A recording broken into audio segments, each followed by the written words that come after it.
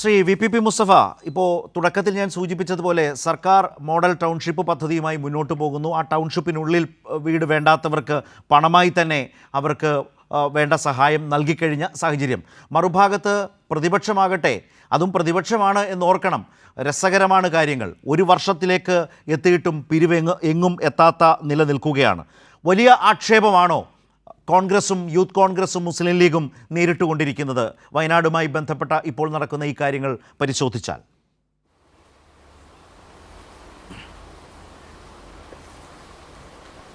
ശരത്തെ, ഇത് വെറുമൊരു ആരോപണമോ ആക്ഷേപമോ അല്ലല്ലോ.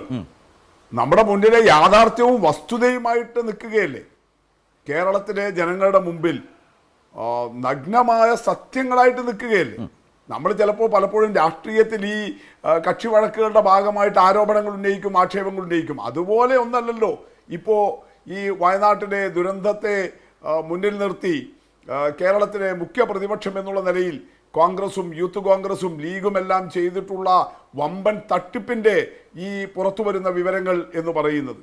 അപ്പം അത് വലിയ നിലയിൽ ജനാധിപത്യവാദികളെല്ലാം ആശങ്കാകുലരാക്കുന്ന ഒന്നാണ്. പ്രതിപക്ഷത്തിരിക്കുന്ന ഒരു പ്രസ്ഥാനങ്ങൾ പോലും ഇങ്ങനെയാണ് പെരുമാറുന്നതെങ്കിൽ എന്തായിരിക്കും അതിൻ്റെ ഒരു സാഹചര്യം എന്ന് പറയുന്നത്.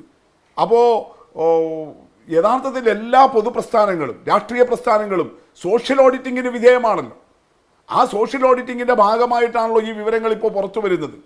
ഇതിലെ ഏറ്റവും പ്രധാനപ്പെട്ട കാര്യം എന്താ?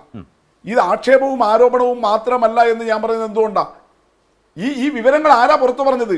ഇപ്പോൾ കോൺഗ്രസ് പണം പിരിച്ച് മുക്കിയിട്ടുണ്ട്, അല്ലെങ്കിൽ മുസ്ലിം ലീഗ് ഈ ദുരന്ത ഭൂമിയുടെ പേരിൽ ഈ പണം പിരിച്ച് റിയൽ എസ്റ്റേറ്റ് തട്ടിപ്പ് നടത്തിയിരിക്കുന്നു എന്നൊന്നും CPIM-ന്റെ സംസ്ഥാന സെക്രട്ടറി വാർത്താ സമ്മേളനം നടത്തിയ ഒരു ആരോപണം ഉന്നയിച്ചതല്ലല്ലോ.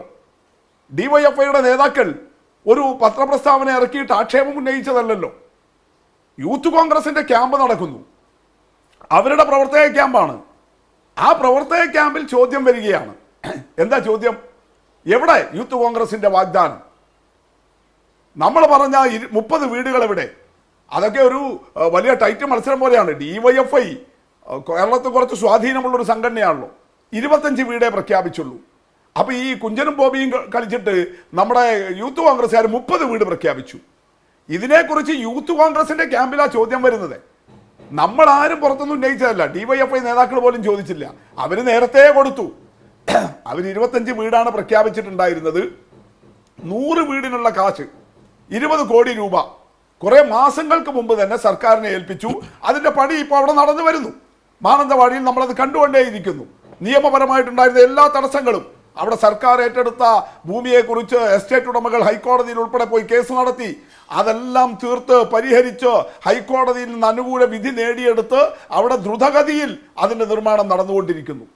അവിടെ വീട് വേണ്ട, ഗവൺമെന്റ് നിർമ്മിക്കുന്ന ടൗൺഷിപ്പിൽ വീട് വേണ്ട, ഞങ്ങൾ സ്വന്തമായിട്ട് വേറെ നോക്കിക്കോളാം എന്ന് പറഞ്ഞ 115 പേർക്ക് 15 ലക്ഷം രൂപ കൊടുത്തു കഴിഞ്ഞു. അതും മാസങ്ങൾക്ക് മുമ്പേ കൊടുത്തു കഴിഞ്ഞു. അങ്ങനെ ഒരു സാഹചര്യത്തിലാണ് യൂത്ത് കോൺഗ്രസിന്റെ ക്യാമ്പിൽ ചോദ്യം വരുന്നത്. അവർ തന്നെ സ്വയം ഉണ്ടാക്കിയെടുത്ത ഒരു പ്രശ്നമല്ലേ ഇത്? അവരല്ലേ, ആ ക്യാമ്പിൽ നിന്നല്ലേ ഈ വിവരങ്ങൾ പുറത്തു വരുന്നത്. അപ്പം ഇതൊരു ആരോപണമല്ലല്ലോ, ഇതൊരു ആക്ഷേപമല്ലല്ലോ. അവരുടെ തന്നെ സംഘടനക്കകത്ത് ഉയർന്നു വന്ന ഗൗരവമായ ചോദ്യമല്ലേ. ഇത് തന്നെയല്ലേ മുസ്ലിം ലീഗിനകത്തും ഉണ്ടായത്. ചേർത്ത മുസ്ലിം ലീഗിന്റെ വിഷയവും നമ്മളാരും ആരോപണമായിട്ട് ഉന്നയിച്ചതല്ലല്ലോ, ഗൗരവമായിട്ട് പുറത്തു വരികയാണ്. അത് കൈരളി സ്വാഭാവികമായിട്ടും ലീഗിനകത്ത് നിന്ന് അത്തരം വിവരങ്ങൾ പുറത്തു വന്നപ്പോൾ കൈരളി അത് ആദ്യം നല്ല നിലയിൽ വാർത്തയാക്കിയിട്ടുണ്ട്. ദേശാഭിമാനി നല്ല നിലയിൽ കവർ ചെയ്തിട്ടുണ്ട്. അപ്പോൾ അത് ഗൗരവമായിട്ട് അങ്ങനെ ഈ പറഞ്ഞ കോൺഗ്രസിനകത്ത് നിന്നും ലീഗിനകത്ത് നിന്നും പുറത്തു വന്നിട്ടുള്ള വിവരങ്ങൾ, അപ്പോൾ അതൊരു വസ്തുതയാണ്. ആരോപണമോ ആക്ഷേപമോ ആയിട്ട് ചുരുക്കിക്കളയേണ്ടതല്ല. അവർക്കിടയിൽ നിന്ന് തന്നെ ഉയർന്നു വന്നിട്ടുള്ള കാര്യങ്ങളാണ്.